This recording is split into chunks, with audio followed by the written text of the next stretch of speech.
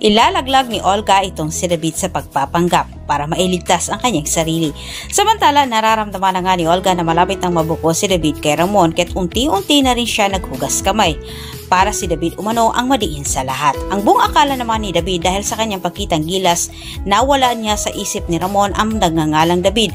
Ngunit narinig ni Olga na pinag-usapan ni Ramon at Don Julio. Gigil itong si Ramon na makita umano itong si Edwin para malaman umano ang totoo nito. Dagdag ding sinabi ni Olga dito kay David na sinubukan umano niyang inisaksak sa isip ni Ramon na si David umano ang lalaki ni Mokang. Ngunit nahirapan siya dahil hindi umano naniniwala itong si Ramon. Sapagkat naniniwala itong si Ramon na si Edwin umano ang makapagbigay linaw sa lahat. Samantala, tinakot ni Olga itong si David sa mangyari kapag sa oras na mahuli umano itong si Edwin sa mga tauhan ni General. Bubulusok umano itong si David kahit inutusan ni David itong si Olga na pakilusin umano ang lahat ng kanilang mga tauhan upang sa ganon ay maunahan nila itong si Ramon. Ngunit sinagot ni Olga itong si David na hindi umano nila maaring pakilusin ang kanyang mga tauhan dahil nakipagpaliksahan umano sila sa mga parak nagkataon kung sila ay maghahanap din kay David at sasabit din itong si Olga kapag siya ay nakipag-agawan.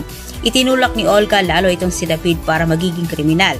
Pinagsabihan ni Olga itong si David na siya naman umano ang gumawa sa problema kinakaharap nito, dapat si David din umano ang maghahanap ng solusyon.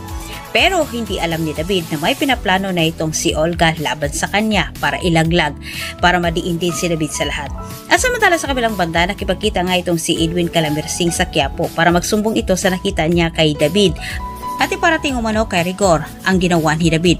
Ngunit hindi naman nakakuha ng tamang tiyempo itong si Edwin gawa ng napalibutan din sila Mersing at Nita ng maraming tao. At batid ni Edwin na isa sa mga lispo ang nagbabantay kala Mersing para siya ihulihin. At dito po nagtatapos ang ating advance episode. Antabayanan po ninyo ang susunod kong update. Huwag niyong kalimutang mag-subscribe kung ikaw ay bago pa lang dito sa aking channel. Muli maraming salamat, God bless.